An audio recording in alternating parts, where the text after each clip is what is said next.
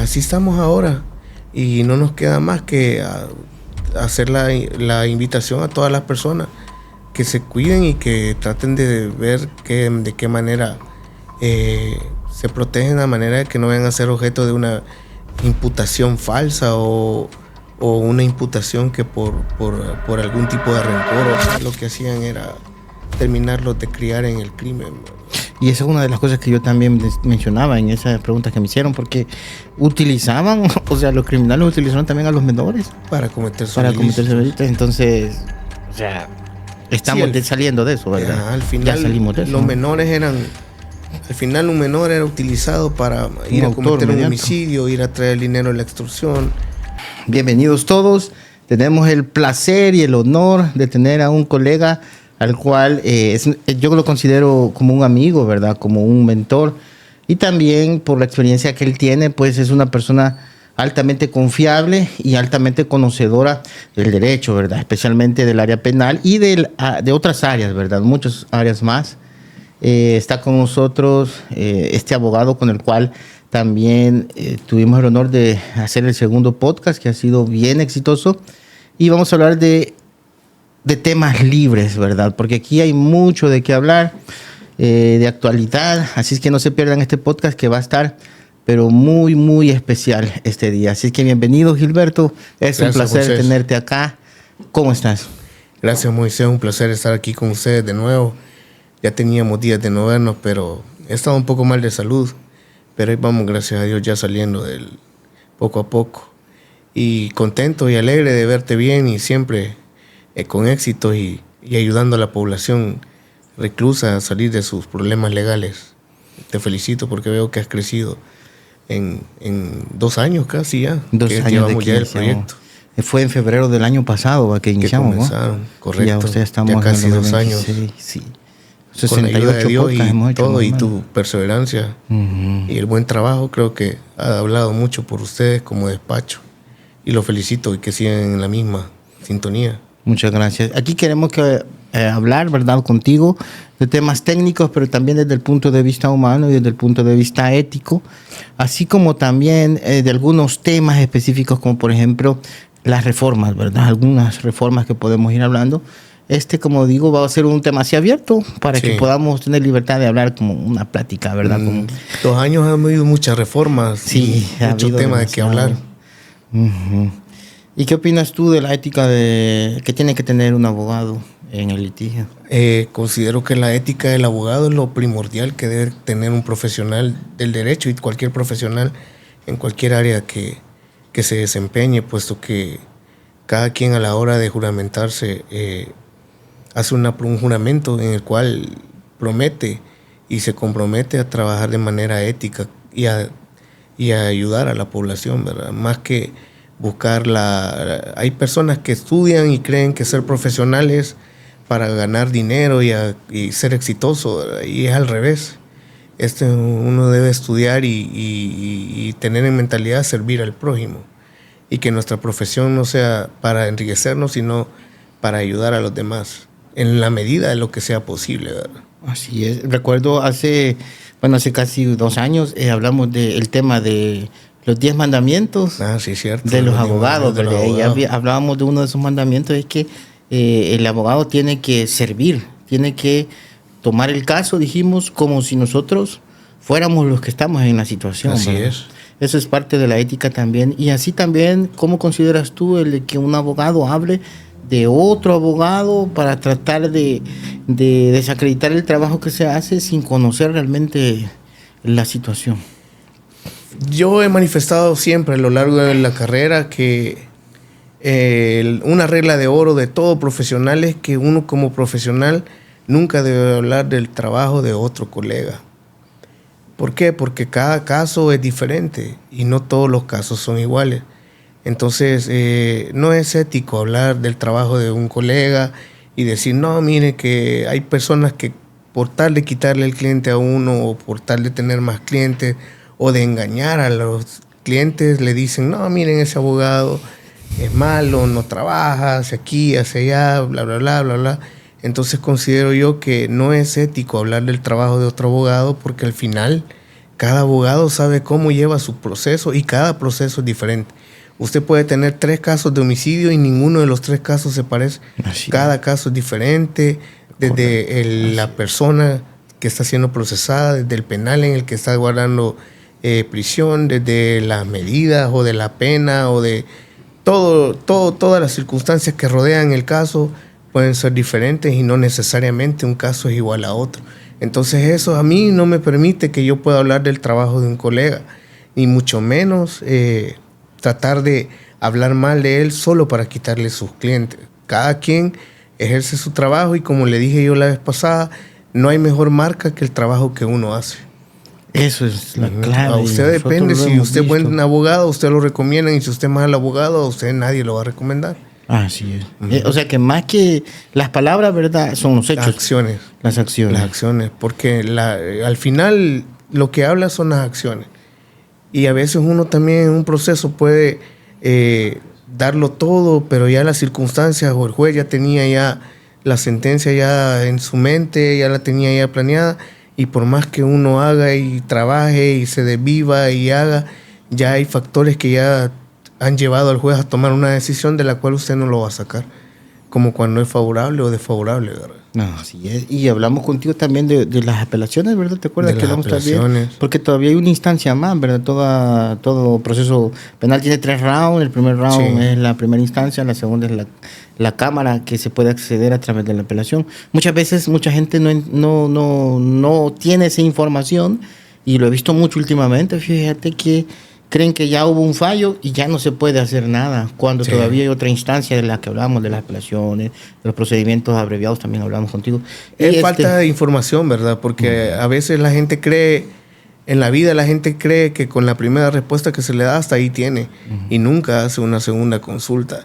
Así es en los procesos penales. En los procesos penales la sentencia ya queda firme hasta que es cosa juzgada, es decir, hasta que se ha terminado de hacer el último recurso, que puede ser el recurso de casación, hasta llegar a una revisión inclusive.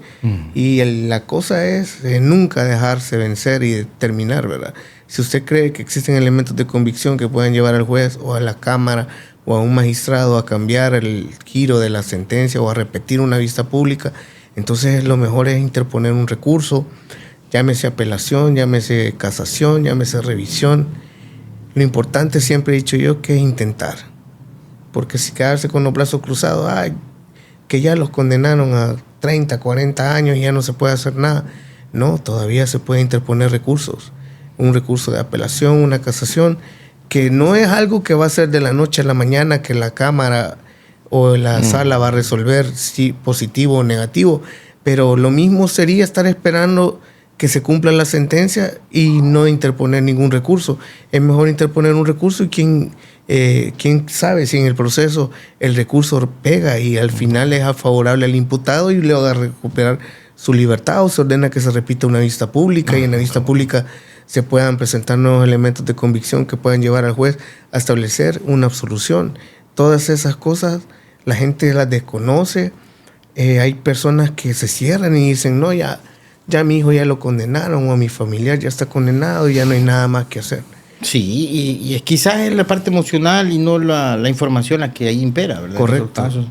Pero por eso hacemos estos podcasts, Gilberto, para informar a la población. Hacer conocimiento. Así es, y que busquen la asesoría de un buen abogado penalista que conozca los mecanismos para poder interponer un buen recurso de apelación o un buen recurso de casación, o inclusive un buen recurso de revisión en los casos que procede, ¿verdad? Sí, porque son bien pocos para tener recursos. Son pocos, pero sí es posible. Sí hay posibilidades. Es correcto. Y eso es lo que tú decías anteriormente en el otro podcast, que hay que ser positivos. O sea, un buen abogado, dijiste que, a ver, yo ya no recuerdo de todo, voy a hacer memoria de todas esas frases, porque realmente las hemos vivido en estos 2 años, ¿verdad? Que son ciertas.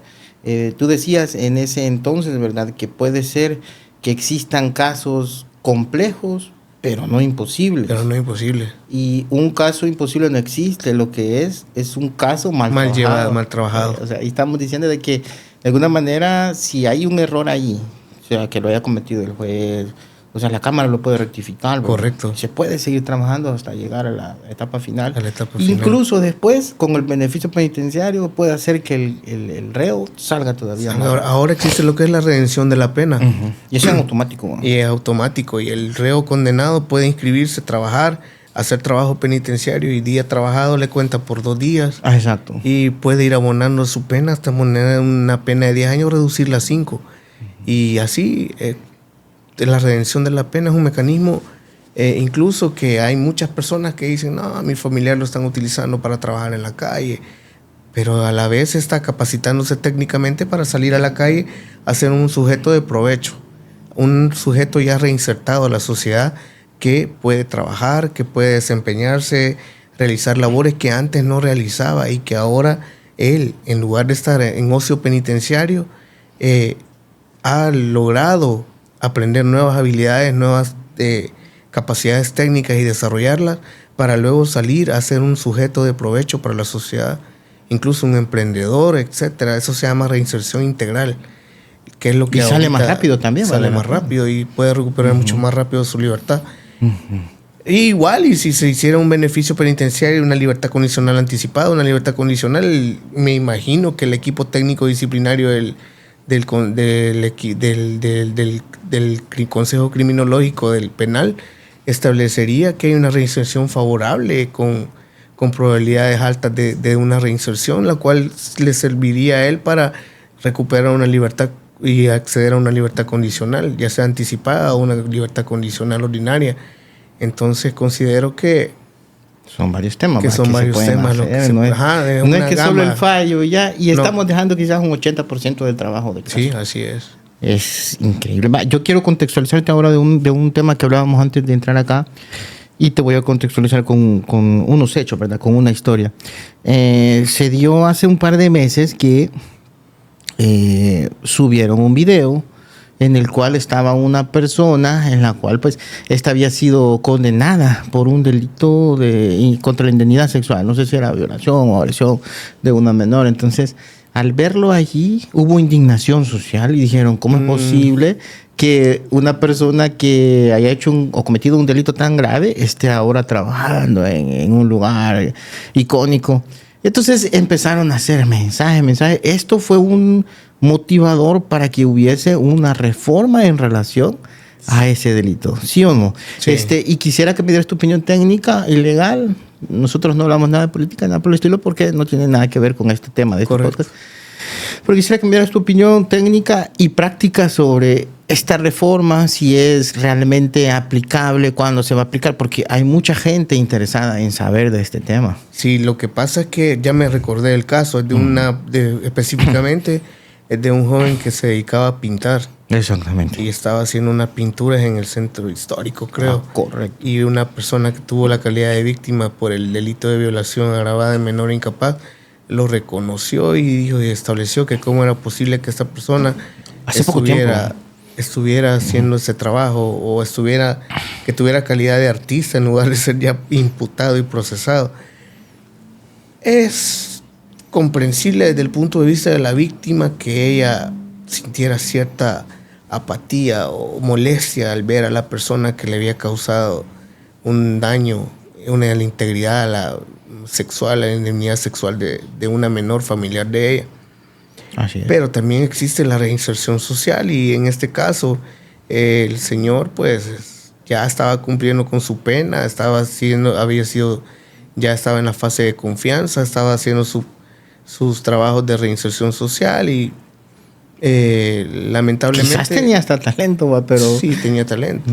Pero el problema es que la sociedad sí lo estigmatizó, y creo que tal vez esto abrió la pauta para hacer las reformas que estábamos hablando en cuanto a las reformas por el homicidio y la violación para la cadena perpetua, ¿verdad? Entonces hubo una reforma constitucional y una reforma en el Código Procesal Penal. En el país, con respecto a los temas sexuales, es bien difícil porque se presta para muchas cosas, ¿verdad? Puesto que la mayoría de los delitos sexuales son delitos de alcoba, delitos en los cuales el único testigo es la víctima agresor. La víctima tiene un doble papel de víctima y de testigo, y entonces se presta para que cualquier persona, una mujer, diga, esta persona me violó, aunque no haya sido una violación, sino que haya mediado un consentimiento, ya sea donde sí no hay consentimiento, es con un adulto y una menor de edad, ¿verdad? Escuchen lo que está diciendo el colega, es una verdad que estamos diciendo sin tapujo. O sea, este podcast es especial porque estamos hablando con la verdad, no estamos hablando con teoría, ¿verdad? Sino claro, en la práctica, un hecho real que esta situación se presta para que hayan de alguna manera injusticia. Y no estamos a favor tampoco de que se cometan ese delito, sino que eso es la práctica que muchas veces no vemos. Sí, porque es difícil, por eso que hay delitos que relativos a la libertad sexual, que la única prueba insignia o la prueba de oro que lleva la fiscalía es el testimonio de la víctima. No hay más prueba periférica que pueda establecerse, con la cual pueda establecer, más que los test psicológicos que les hacen a las víctimas, en los cuales se puede establecer que la persona X agredió sexualmente a la persona Y, pero realmente solo por el hecho del acceso carnal, incluso una pareja de esposos puede decir la esposa, él me agarró a la fuerza, me violó y me penetró y tuvimos acceso carnal, y se convierte en una violación. Y ahora con la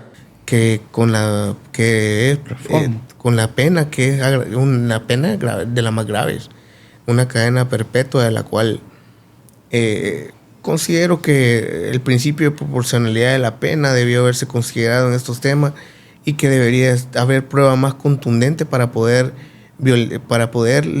a una persona violentarle el derecho a la libertad de manera permanente, puesto que no basta solo el dicho de una persona para decir, esta persona me violó, o esta persona me abusó, o esta persona me hizo tales cosas sexuales, lo cual sabemos que al final el afectado es toda la población, porque no hay una seguridad jurídica en cuanto a la aplicación, a la protección de la seguridad jurídica de todas las personas, puesto que la violación no solo es de hombre a mujer, podría ser de mujer a hombre, podría darse también los dos al revés.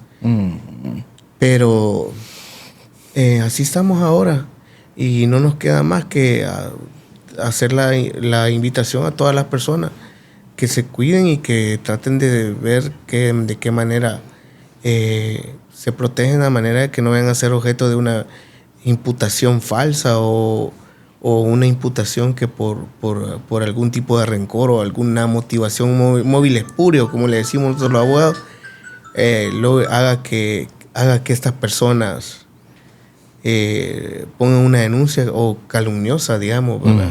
Que al final es delito también, no es algo que es legal, ¿verdad? Siento que también aquí hay una barrera de falta de información. Antes, Gilberto, no sé si te recuerdas, si se podía casar una persona mayor de edad con una menor de edad que estuviese embarazada. Lo permitía, ¿verdad? Entre los 15 y 18 años. Pero ahora mucha gente no está informada de que eso es totalmente prohibido. O sea, ahora no puede tener nadie una novia ni un novio.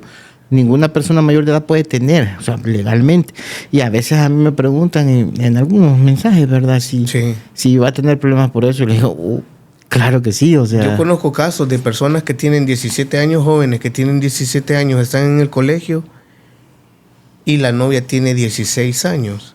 Entonces, el joven cumple 18 años y la joven cumple 17 años. Interesante. Entonces, al final, cuando eran novios, los dos eran menores de edad, pero ya en el transcurrir de la relación, el joven alcanza la mayoría de edad y la joven queda con minoría de edad. Entonces, si los padres deciden interponer una denuncia por violación o por estupro en este caso, porque el delito es de estupro. De 15 a 18. Es diferente a una violación, pero al final es un delito relativo a la libertad sexual. Entonces el llamado es para las personas jóvenes que tienen parejas que tienen 17 años y la pareja tiene 2 años menos, o etcétera, y ellos están próximos a ser adultos, mejor terminar con esa relación, porque si no, ya a partir de los 18 años en adelante, ya usted ya está cometiendo un delito por tener relaciones con una menor de edad, o tener una relación con una menor de edad. Y no hay excepción, o sea, es contundente, o sea, así es. Incluso, ¿verdad? Puede ser que ella esté, como tú dijiste, embarazada. Embarazada, correcto. Y Incluso eso es todavía una prueba más fuerte. Sí, porque al final la partida de nacimiento o el ADN en el menor Ya es suficiente. ya es suficiente prueba para establecer la paternidad del adulto. Y vincularlo al delito. Y vincularlo al delito. Y cuando nos referimos a un adulto, no nos referimos a un adulto de 18, 30, 40 años más que la víctima, sino que de un año más, porque el otro alcanzó la mayoría y el otro es menor. Para mí es súper importante que conozcan esto, porque Sí. o sea, puede haber un simple error. Te puede Cadena llevar perpetua. a una cadena perpetua. No Wow. tenemos casos todavía. No. Pero es probable Puede que pasar. así podría. Yo vi que había surgido uno en Santa Ana hace poco, ¿va? Que se iba a iniciar un proceso de esos, ya en los juzgados de lo criminal. De lo ¿verdad? criminal. Sí, porque como la reforma es nueva, no puede hacerse retroactivamente, ¿verdad? Son Aunque casos los a delitos futuro. de libertad sexual no prescriben. Pero la aplicación de la cadena perpetua sí sería a partir de la vigencia de la reforma. O sea que no prescriben los delitos contra la indemnidad sexual. Los delitos contra la indemnidad sexual a partir del año 2020-21 parece que fue la reforma en la cual no prescriben. Y eso se da porque muchas veces en el pasado surgió esto, ¿verdad? Y Sí. ahora por Hay muchas menores de edad que fueron abusadas por abuelos, tíos, familiares, personas cercanas. Entonces antes era más fácil que quedara prescrito a los 10 años y ahora ya no son prescribibles los delitos sexuales. O sea, siempre ha habido, no es algo nuevo, ¿va? Sino que ya ha No. habido antes una intención de querer criminalizar, y está bien, ¿verdad? Estas conductas, siempre y cuando se haga correctamente, ¿verdad? En base a los principios generales del derecho y todo lo demás. Pero siempre hemos visto que hay una intención de querer imponer mano dura a estos delitos, ¿verdad? ¿No? Sí, correcto. Lo que busca el legislador es respetar las convenciones, ¿verdad? Que El Salvador ha suscrito, que son la Convención de los Derechos del Niño y la Niña. Vamos en avanzada en leyes Sí. para los menores, ¿verdad? Tenemos la ley Crecer con Cariño, Nacer con Cariño, Una muy buena la ley. ley especial para la niñez y adolescencia, y El Salvador ha respetado los tratados internacionales en cuanto a los derechos de los menores, y Pero en este tema, y la indemnidad sexual es uno de los temas principales. También hemos avanzado en temas de legislación de los derechos de la mujer con la Convención de Belén de Pará y los tratados internacionales que El Salvador ha suscrito y de los cuales nacieron leyes como la Ley Especial para una Vida contra la Violencia hacia la Mujer. Tal vez algún día podamos, en base al principio de igualdad, crear la Ley Especial para la Vida contra una Violencia contra los hombres. es una necesidad. Es una necesidad porque también los hombres Pues somos sí. víctimas de De violencia psicológica. patrimonial, psicológica, Sí, no, económica. sí, sí. No, hombre, esa violencia intrafamiliar, hay una figura que se llama la exclusión, ¿va? Donde Correcto. sin mediar palabras, sin proceso, Sí, patitas para la calle. para la calle y pues, nunca. sin patrimonio ni nada. Y Ajá, empezar de cero. siempre uno, entonces considero que en base al principio de igualdad deberíamos de buscar una reforma. La vez pasada yo mencioné que deberíamos de buscar la derogatoria de la Ley Especial para una Vida contra la Violencia, pero mejor sería equipararla con una ley especial para una vida libre de violencia contra los hombres. Sí, porque también hay machismo, o sea, también siendo objetivos, también hay una actitud, por lo menos en El Salvador, en Centroamérica, en Honduras, por ejemplo, o en los lugares, algunos ciertos lugares, en donde hay un machismo extremado. Yo creo que esa ley surge a partir de esa necesidad, de esa discriminación tan grande que hacen en contra de las mujeres, a nivel machista, a nivel de violencia económica, física, verbal y todo lo demás, ¿vea? Sí. Pero también, o sea, puede surgir una mala aplicación de esta ley en algunos casos también, ¿verdad? Correcto. Y ese es algo también injusto que, como tú dices, habría que poner al día, ¿verdad? Sí, como todo, el exceso es malo y al final el exceso en la sobreprotección de los derechos de las mujeres grupo. o de un grupo étnico o un grupo sexual, lo que sea, al final trae como desventaja la sobreprotección, la desprotección del otro grupo. Entonces, al final lo que se busca es una equiparación de derechos, ¿no? Que no sea el equilibrio, la igualdad, y no es esas ganas de estar arriba de los demás, ¿verdad? Hace poco nos entrevistaron de un ¿cómo se llama? De un noticiario de Chile, y el tema era estas reformas de las que estamos hablando ahorita, ¿verdad? Porque para los menores de edad, también, según la noticia que les había llegado a ellos, ¿verdad? En Latinoamérica, número uno, que somos un modelo nuevo en seguridad, o sea, eso es innegable. Sí. Pero había surgido una preocupación a nivel de organismos de derechos humanos por lo de la aplicación de esta ley de cadena de pena perpetua para los menores de edad que cometieran ese delito también de violaciones del que estamos hablando. De violación y homicidio. Homicidio también y terrorismo, ¿verdad? Pero Sí. más que todo, nos preguntaban, ¿verdad? ¿Cómo veíamos esto a futuro? Si habría algún problema para El Salvador en este caso. Y bueno, en el análisis que nosotros dijimos, ¿verdad? Que no, ¿verdad? Porque, o sea, también se está viendo otros derechos colectivos, ¿verdad? Como podría ser la seguridad de las víctimas o en general de la población cuando se habla de organizaciones terroristas. Pero ¿tú qué opinas al respecto? Lo que pasa es que, como bien sabemos, durante muchos años el derecho chileno, por ejemplo, un derecho de avanzada en derechos humanos, pero considero que avanzamos demasiado en derechos humanos de los imputados y se nos olvidó por algún momento los derechos humanos de las víctimas. Y considero que es lo que estábamos hablando, la sobreprotección de un grupo social no Un detrimento. no tiene que ir en detrimento de la desprotección de otro grupo. Y habíamos llegado a una sobreprotección de los derechos de los delincuentes y no a la protección de las víctimas.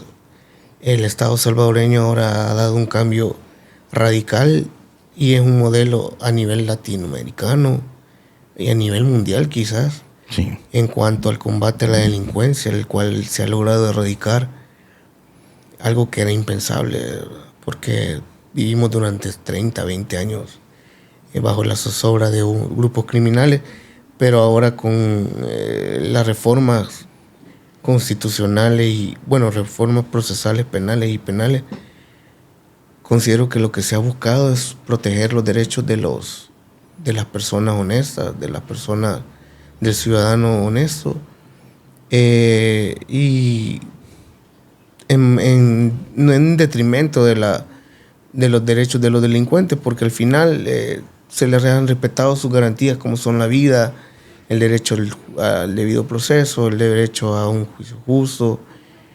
Pero sí, ahora en El Salvador considero que se le ha dado más ponderación a lo que son los derechos de las víctimas.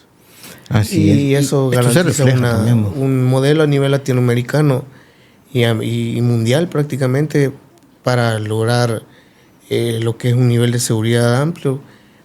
Antes se tenía la concepción de que los menores tenían derecho a penas menores a efectos de que se pudieran reinsertar a la sociedad. Exacto. Pero sabemos que los centros de detención de menores, lejos de promover la reinserción social, lo que hacían era terminarlos de criar en el crimen.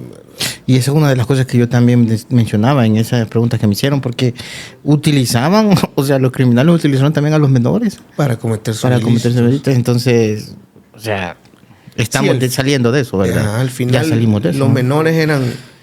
Al final, un menor era utilizado para ir a cometer un homicidio, ir a traer dinero de la extorsión o hacer X o Y cosas, porque al final, 6, 7 años bajo vigilancia o bajo tutoría era lo que le esperaba a un menor de edad, al contrario una pena a un adulto que podía ser de 20 a 30 años. Entonces los menores eran utilizados, eran hasta cierto punto adiestrados para cometer ilícitos, y ellos iban prácticamente heredados y enredándose en el crimen, y en lugar de reinsertarse a la sociedad, lo que iban haciendo era envolviéndose más en el haciendo hasta figuras grandes, ¿verdad? Del crimen. Porque algunos que como menores de edad empezaron a delinquir fuertemente también, ¿verdad? Sí. Y utilizaron esa ley. Bueno, las pandillas cuando se formaron vinieron de Estados Unidos en el 93, 92 con los acuerdos de paz, Estados Unidos comenzó a deportar masivamente a los pandilleros de Estados Unidos y ellos lo que tenían, ¿qué? 12, 14, 15, 16, 17 años. Esos vinieron a El Salvador en el 92, 93 y en las colonias empezaron a agruparse y a formar las pandillas que tenían en Estados Unidos. Y desde los años 93 a la fecha, ¿cuántos años han transcurrido? Esas personas ya son adultos, son personas que crecieron en el crimen, murieron en el crimen, que vivieron del crimen durante cuántos años, ya eran empresas del crimen, entonces Sí, era algo grande, ¿verdad? Sí, pero gracias a Dios ha dado las leyes que sí han funcionado realmente, ¿verdad? Y aunque van a haber críticas siempre ¿va? Sobre este tema, Sí. por otras. Pero lo importante es que nosotros de alguna manera vemos los cambios, ¿verdad? Acá y Sí. eso es así. ¿Y qué opinas tú de cómo ves El Salvador a futuro? ¿Cómo lo ves ahora? Pues la seguridad que tenemos prácticamente considero que es un buen estandarte para la sociedad, puesto que si se fijan podemos permitirnos ahora hacer. Usted va a ver en las colonias ahora que hay negocios que ya pueden cerrar hasta noche, hay niños jugando tranquilamente en las calles, ya no existe aquella división que existía en las calles ya no eran por pandillas o por municipios de pandillas, sino que hoy ya estamos hablando de distritos y de municipios realmente, lo que realmente vivir en libertad, en una paz normal. Siempre habrán delitos, ¿verdad? Como en toda sociedad, pero ya no es como aquella cantidad de homicidios que teníamos diarios, de 30, 40 homicidios diarios. Las casas, el precio de las casas ha subido. Pero es por lo mismo. Es lo mismo, o sea, la gentrificación al final. Recuerde usted que si algo ya cambia en su entorno y adquiere más plusvalía, pues las cosas ni modo suben. Bueno, también. Y es derecho a la propiedad privada de cada quien, no se puede hacer nada absolutamente. Realmente colonias donde antes no se podía vivir o se vivían solo personas de la misma pandilla, ahora ya son libres de pandillas, son casas que ya no representan ningún peligro vivir en esa zona y pues han recuperado su valor monetario, pero también hay personas que se exceden en los precios de las viviendas y de los alquileres. Pero el llamado es para los jóvenes que ya ahora tienen la posibilidad de vivir en un país en paz, la posibilidad de estudiar tranquilos. Que lo aprovechen, ¿verdad? Aprovechen y Sí, que estudien, porque aunque haya gente que les diga que ser tiktokero es mejor que estudiar, es mentira. Al final el tiktokero con el tiempo va a desaparecer, pero la profesión te va a acompañar hasta el último día de tu vida. Así es. Y si trabajas y te desempeñas y te forzas, desde abajo puedes llegar muy lejos. Así es. Y ganar lo suficiente para vivir con dignidad. Así es. Para mí ha sido un gran honor tenerte También acá. para mí, Lick, un gusto. ¿Alguna reflexión que le quisiera dar, digamos, a aquellas personas que no están informados de estas reformas? ¿Qué les pudiésemos decir para que se preparen, para que conozcan y sobre todo no caigan en los errores? Porque, o sea, todo se va a poner más duro para aquellas personas que cometan errores, ¿verdad? Que cometan hechos delictivos. Sí, ahora el consejo que les doy yo a todas las personas es que hay que manejar la ira y las acciones, los impulsos. Hay que tener un poco más de estabilidad psicológica y emocional para conducirse en todos los aspectos de su vida.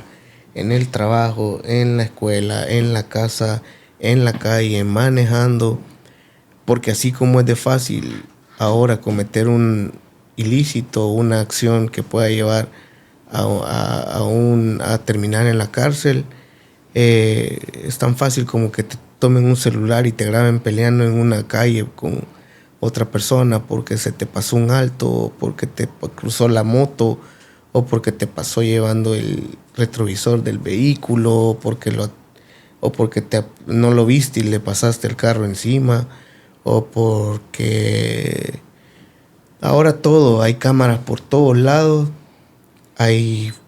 todo queda evidenciado. La mayoría de personas hacen te hacen una videollamada o un enlace en vivo y ya quedaste grabado. Entonces el llamado es a guardar la cordura y la mesura en la forma de conducirse en el día a día, a respetar las leyes y a respetarnos entre nosotros, a llevar una vida sana, alimentarse sanamente. Yo en lo personal estoy en tratamiento por una enfermedad renal, por no haberme cuidado la presión y la diabetes. Les invito a que se hagan los chequeos médicos necesarios, etcétera, para evitar estos problemas y llevar una vida tranquila y recordar que Dios es todo en la vida, ¿verdad? Que Dios al final es el que está con uno. Así es. Y Él siempre está con uno, siempre y cuando uno actúe de manera coherente y lógica. Así es. En ese proceso, primeramente, Dios, puedas mantenerte y mejorar, ¿verdad? En todo momento. Sí, gracias. Y si alguien también quiere apoyarlo a él, ¿verdad? De alguna manera, porque es un excelente profesional, pues se comunican aquí, ¿verdad? O vamos a dejar las redes sociales de él, porque pues él tiene de alguna manera alguna necesidad, ¿verdad? Pues podemos apoyarlo, ¿verdad? Todos. Y en ese sentido, pues se pueden comunicar conmigo y también, bueno, agradecerle porque esa experiencia de años, ¿verdad? ¿Cuántos años litigando ya? Fueron 20 años litigando 20 años el derecho penal. Y se ven, ¿verdad? En la conversación que tenemos y que se aporte eso, ¿verdad? Gratuitamente, pues es para nosotros pues una bendición también. Sí, yo gracias a Dios, el Señor siempre ha estado conmigo y me apoya, ¿verdad? Y el único apoyo que les pido son sus oraciones. Excelente. De ahí el Señor me apoya en todo, gracias. Y estoy para servirles cualquier consulta aquí con el licenciado. Así y que es. se apoyen del conocimiento del licenciado Moisés también y su despacho, que es muy buen despacho jurídico. Porque ante todo es honesto, ¿verdad? Que es cosa muy difícil de encontrar ahora en un despacho. Muchas gracias y como te digo, cómo agradecerte, ¿verdad? Por todo ese apoyo desde el que te he llamado, ¿verdad? Estaba ahí pendiente y de verdad muy agradecido, ¿verdad? Gracias, contigo. gracias. Y estamos a la orden para mucho servirle. Y de verdad, estas pláticas tenemos que volver a hacer otras. Sí, siempre. Para mí es un placer venir y estar siempre con ustedes aquí y compartir un poco, platicar más que todo lo que Dios nos ha regalado y nos hizo vivir como experiencia, ¿verdad? Y cada vez que hago un video de estos, ahí hay comentarios de gente que te apoya, que le ha servido y que le has hecho excelente trabajo. Sí, gracias. Sos un excelente profesional. Gracias. Y creo que eso es algo que siempre lo tienes que tener en cuenta, ¿verdad? Que hay mucha gente gracias. Y que tu trabajo se ve reflejado, ¿verdad? También en todo momento. Gracias, licenciado Moisés. Bueno, muchas gracias. Bueno, un gusto. Saludos a todos. Muchas gracias. Cuídense. Llegamos al final de este episodio de Cultura Legal. Gracias por acompañarnos una vez más. Recuerda que el derecho está más cerca de lo que piensas y estamos aquí para ayudarte a entenderlo mejor. No olvides suscribirte, compartir este podcast y seguirnos en nuestras redes sociales para más contenido. Hasta la próxima en Cultura Legal.